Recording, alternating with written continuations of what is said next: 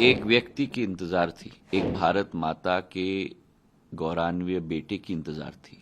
एक भावनात्मक क्षण मेरे लिए स्वयं है। क्या वजह मानते हैं कि राम मंदिर इतने दिनों तक नहीं बन पाया? चूंकि आपने पॉलिटिक्स में एक लंबा सफर तय किया है, किन वजहों को? एक व्यक्ति की इंतजार थी, एक हस्ती की इंतजार थी, एक भारत माता के गौरवान्वित बेटे की इंतजार थी, प्रधानमंत्री नरेंद्र मोदी जी के रूप में। जिन हजारों साल से लोगों के जो सपने थे, उन सपनों को पूरा करने का संकल्प लेकर एक संकल्पित व्यक्ति जब निकलता है तो असंभव कार्य भी संभव हो पाता है।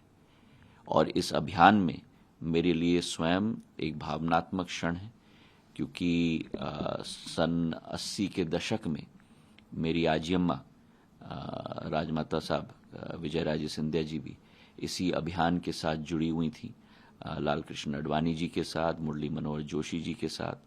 और एक भावनात्मक क्षण मेरे लिए स्वयं है।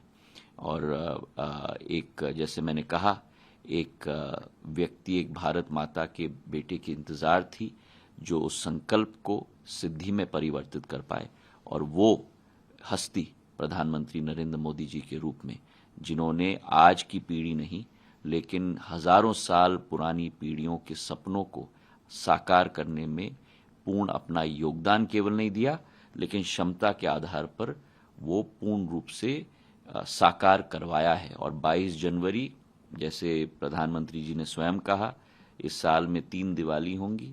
एक दिवाली जो हमने मनाई भगवान की दी हुई, दूसरी दिवाली जब 5 विधानसभाओं के चुनाव के नतीजे आए, और तीसरी दिवाली 22 जनवरी को मनाई जाएगी।